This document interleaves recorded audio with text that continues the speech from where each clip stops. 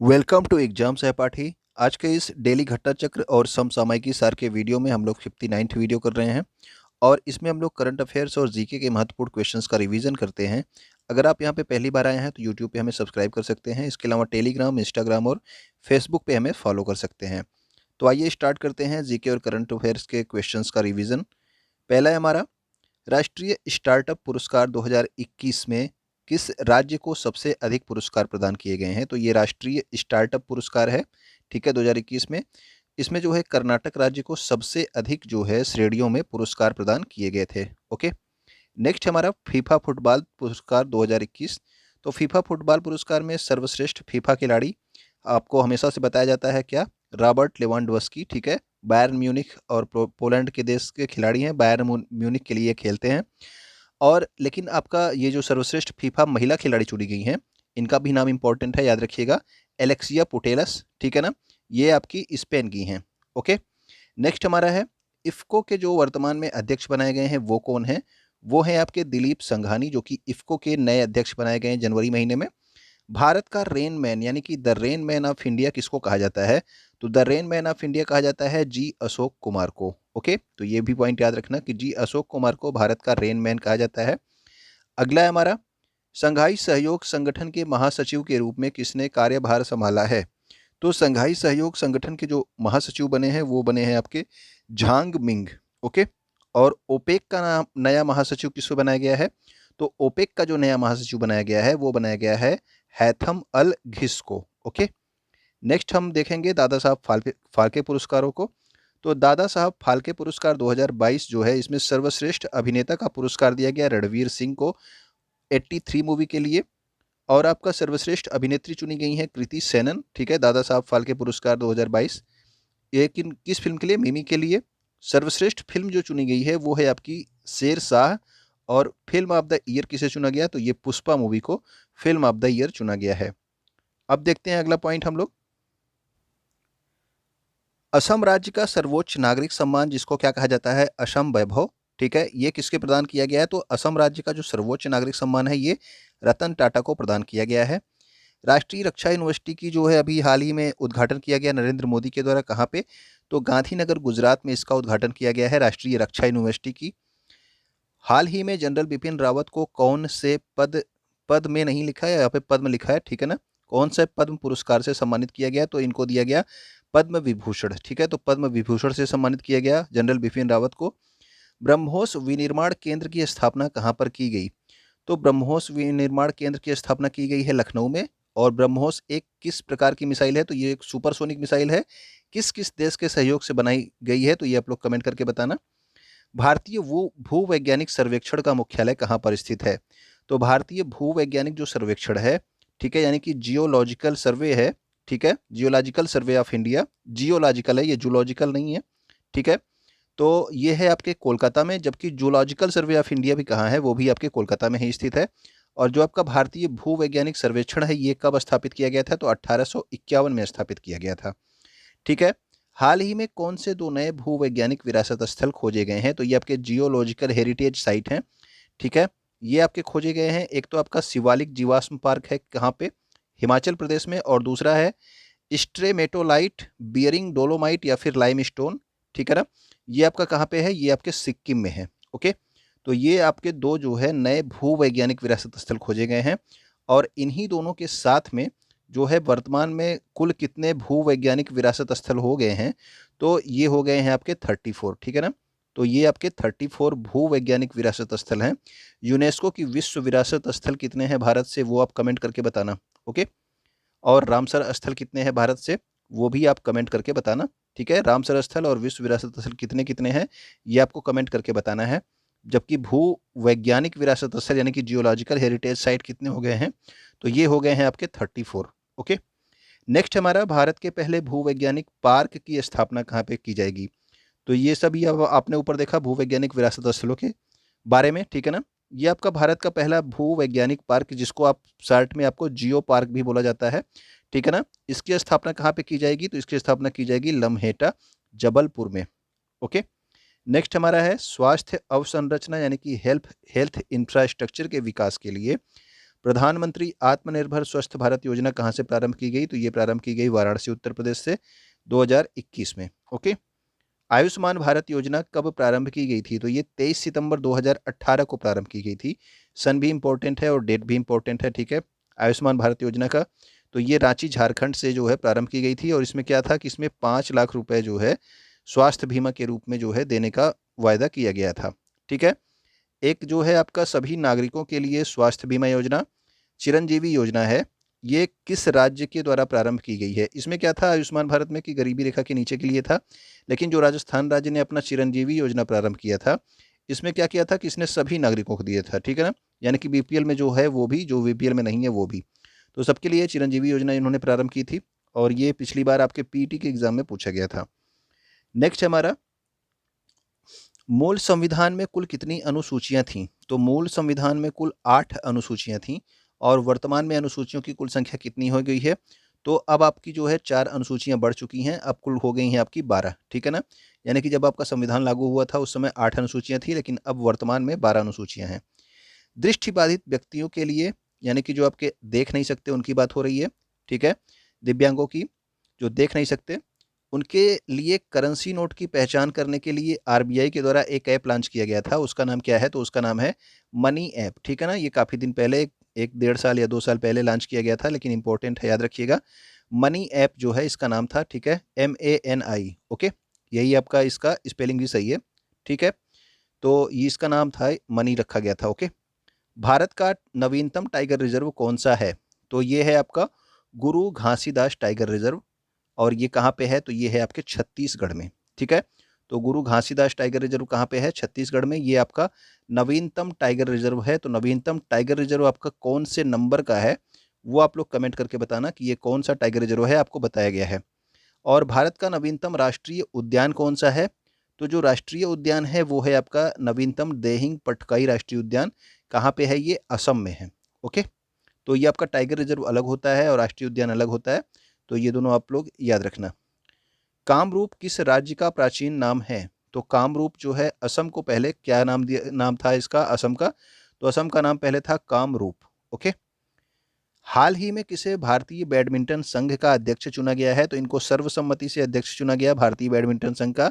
इनका नाम है हिमंत बिस्वा शर्मा और ये जो हैं कहाँ के मुख्यमंत्री हैं? तो ये असम राज्य के मुख्यमंत्री हैं, ठीक है। असम के मुख्यमंत्री कौन है? हिमंत बिस्वा शर्मा। असम के जो है राज्यपाल कौन है? ये आप लोग को बताना है। माउंट सारामती किस राज्य में स्थित है? तो माउंट सारामती आपके नागालैंड में स्थित है और अभी हाल ही में नागालैंड जो है आपका ई विधानसभा बन गया है, ठीक है ना। ई विधानसभा वाला जो पहला राज्य है वो कौन है? वो आपका नागालैंड ही है। मणिपुर राज्य की किस खिलाड़ी ने हाल ही में टोक्यो ओलंपिक 2020 में स्वर्ण पदक नहीं, सिल्वर पदक यानी कि रजत पदक जीता है? ओके। तो रजत पदक किसने जीता है जो मणिपुर की खिलाड़ी हैं? तो वो थी आपकी मीराबाई चानू, ठीक है। तो मीराबाई चानू जो है आपकी रजत पदक जीता है और इसके अलावा जो एक इम्पोर्टेंट नाम और है मणिपुर के खिलाड़ियों में, वो है आपकी MC मैरी कॉम। सब्जियों का अध्ययन क्या कहलाता है? तो जो सब्जियों का अध्ययन होता है उसे हम कहते हैं ओलेरी कल्चर और फलों का अध्ययन क्या क्या होता है? तो फलों का अध्ययन होता है आपका पोमोलॉजी, ठीक है। नेक्स्ट हमारा है, हाल ही में पंडित बिरजू महाराज का निधन हो गया, इनका संबंध किस नृत्य से था? तो पंडित बिरजू महाराज का जो संबंध है ये कथक नृत्य से है। ओके। हाल ही में उत्तर प्रदेश के पूर्व मुख्यमंत्री कल्याण सिंह को कौन से पद्म पुरस्कार से सम्मानित किया गया? तो इन्हें भी जो है पद्म विभूषण दिया गया था। तो दो नाम आपको पता चल गए, एक आपका कल्याण सिंह था एक आपका नाम कल्याण सिंह है जिन्हें पद्म विभूषण पुरस्कार प्रदान किया गया और दूसरा नाम कौन? वो है आपका जनरल विपिन रावत। इसके अलावा दो और लोगों को जो है पद्म विभूषण पुरस्कार प्रदान किया गया है, कुल 4 लोगों को दिया गया था। दो नाम आप लोग कमेंट करके बताना कि दो और नाम कौन कौन से हैं। ओके। 26 जनवरी 2022 की परेड में किस राज्य की झांकी को सर्वश्रेष्ठ झांकी का पुरस्कार दिया गया? तो सर्वश्रेष्ठ झांकी का पुरस्कार जिस राज्य को दिया गया वो आपका उत्तर प्रदेश की झांकी थी, ठीक है। इसमें जो है विश्वनाथ और बाबा विश्वनाथ और जो है क्या कहते हैं, एक राज्य एक एक जिला एक उत्पाद जो है इसका प्रदर्शन किया गया था। राष्ट्रीय जल पुरस्कार में जल संरक्षण के उपायों को अपनाने के लिए किस राज्य को शीर्ष पुरस्कार दिया गया? तो राष्ट्रीय जल पुरस्कार में जो शीर्ष पुरस्कार दिया गया है वो दिया गया उत्तर प्रदेश को और राष्ट्रीय स्टार्टअप पुरस्कारों में सबसे ज़्यादा पुरस्कार किस राज्य को दिया गया?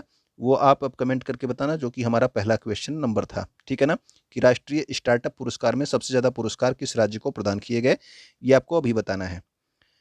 उत्तर प्रदेश में विधानसभा की सीटें कितनी हैं, तो विधानसभा की सीटें 403 हैं। अभी जो चुनाव हुए हैं जिसमें मुख्यमंत्री को चुना गया है फिर से, तो ये आपके विधानसभा के चुनाव थे जिसमें 403 सीटों पे चुनाव हुए थे।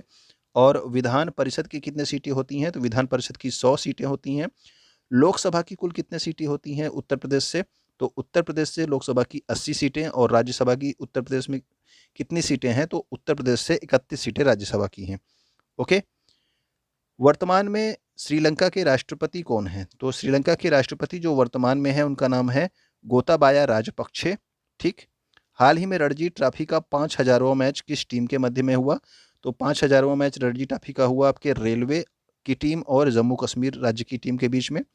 51वां दादा साहब फाल्के पुरस्कार किसे प्रदान किया गया, तो 51वां दादा साहब फाल्के पुरस्कार प्रदान किया गया था रजनीकांत को।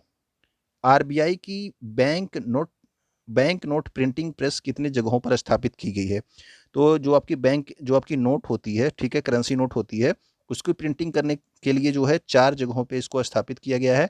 कौन कौन सी जगह पे है, तो नासिक जो है महाराष्ट्र में, देवास मध्य प्रदेश, मैसूर कर्नाटक में, और सालबोनी कहाँ पे है, तो ये आपके पश्चिम बंगाल यानी कि वेस्ट बंगाल में है। ओके। अब देखते हैं 4 अप्रैल के कुछ महत्वपूर्ण करंट अफेयर्स। तो अभी स्टार्ट किया गया खेलो इंडिया यूनिवर्सिटी गेम्स 2021। इसका आयोजन किस राज्य में किया जाएगा, तो ये आपका सेकंड संस्करण है, ठीक है ना। पहला आपका हो चुका है, ये आपका दूसरा संस्करण है जो कि कहाँ पे आयोजन किया जाएगा, खेलो इंडिया यूनिवर्सिटी गेम्स है। खेलो इंडिया गेम्स अलग है, खेलो इंडिया यूनिवर्सिटी गेम्स अलग है, ठीक है ना। तो ये खेलो इंडिया यूनिवर्सिटी गेम्स है, तो ये आपका कर्नाटक में जो है आयोजित किया जाएगा। और इसका शुभंकर कौन रखा गया है, तो शुभंकर रखा गया है वीरा। ये आपका वीरा जो हाथी के मुंह वाला आपको दिख रहा है, यही आपका वीरा है, ठीक है ना। ये आपका शुभंकर रखा गया है खेलो इंडिया यूनिवर्सिटी गेम्स का। अब देखते हैं हम लोग अगला, भारतीय भूवैज्ञानिक सर्वेक्षण के महानिदेशक के रूप में किसे नियुक्त किया गया है, तो भारतीय भूवैज्ञानिक सर्वेक्षण के जो महानिदेशक बनाए गए हैं वो हैं आपके डॉक्टर एस राजू। अभी आपको बताया गया भारतीय भूवैज्ञानिक सर्वेक्षण के जो है मुख्यालय कहाँ पे है, कोलकाता में। और कुल कितनी जो है भूवैज्ञानिक साइट्स हो गई हैं, तो कुल जो है 34 भूवैज्ञानिक साइट्स जो है भारत में हो गई हैं। स्कूली विद्यार्थियों के लिए कौन सी पहली कौशल चैंपियनशिप जूनियर स्किल 2021 कहाँ पे शुरू की गई, तो याद रखना स्कूली विद्यार्थियों के लिए देश की पहली कौशल चैंपियनशिप जूनियर स्किल्स 2021 ये आपकी अभी अभी हाल ही में संपन्न हुई है, कहाँ पे, नई दिल्ली में, ठीक है। तो ये क्या है, कौशल चैंपियनशिप जूनियर स्किल्स 2021, ठीक। तो नई दिल्ली में ये जो है आपकी संपन्न हुई है। अब इसमें जो आपका गोल्ड मेडल है, गोल्ड मेडल विजेता है जो वर्ल्ड लेवल पे भारत को रिप्रेजेंट करेगा। ओके। हाल ही में लोकसभा में रखे गए आंकड़ों के अनुसार कौन सा राज्य भारत का शीर्ष सब्जी उत्पादक और फल उत्पादक राज्य है, तो शीर्ष जो आपका सब्जी उत्पादक राज्य है वो है आपका उत्तर प्रदेश, और जो आपका शीर्ष फल उत्पादक राज्य है वो है आपका आंध्र प्रदेश, ठीक है ना। तो शीर्ष सब्जी उत्पादक में उत्तर प्रदेश है और फल उत्पादक में कौन सबसे पहले है, ये आपका आंध्र प्रदेश राज्य है।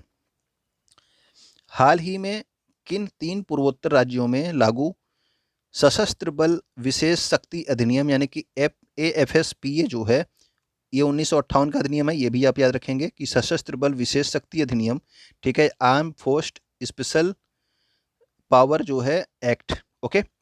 तो ये 1958 का है और इसको आंशिक रूप से वापस लिया गया, यानी कि पूर्ण रूप से नहीं हटाया गया, आंशिक रूप से 3 राज्यों से इसके प्रभाव को कम किया गया है। कहाँ कहाँ पे, असम में, मणिपुर और नागालैंड में। असम, मणिपुर, नागालैंड। भारतीय रिजर्व बैंक नोट मुद्रण प्राइवेट लिमिटेड ने कहाँ पर वर्डिका नामक एक स्याही निर्माण इकाई की स्थापना की है, तो वर्डिका नामक जो स्याही निर्माण इकाई है ये कहाँ पे स्थापित की गई है, तो ये जो स्याही निर्माण इकाई है ये कौन सी स्याही है, तो नोट छापने के लिए जो स्याही यूज होती है उसकी बात हो रही है। ये आपके मैसूर कर्नाटक में स्थापित की गई है।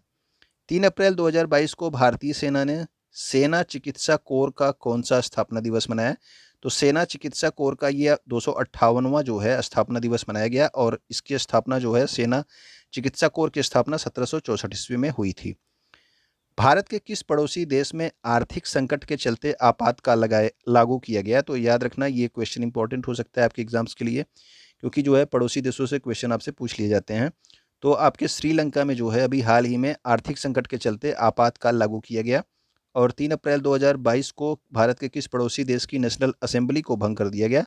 तो ये आपके पाकिस्तान की नेशनल असेंबली को भंग किया गया, क्योंकि वहाँ के प्रधानमंत्री के खिलाफ अविश्वास प्रस्ताव आया था, तो वहाँ की असेंबली को ही भंग कर दिया गया। ओके, तो उम्मीद करता हूँ कि ये सारी चीज़ें आपको अच्छी लगी होंगी। अगर आपको पसंद आया वो वीडियो तो आप शेयर कर दीजिएगा, ठीक है, अपने दोस्तों के पास। आप लाइक कर देंगे और कमेंट करके आप बता दिया कीजिए कोई भी प्रॉब्लम हो तो। वीडियो देखने के लिए आपका बहुत बहुत धन्यवाद।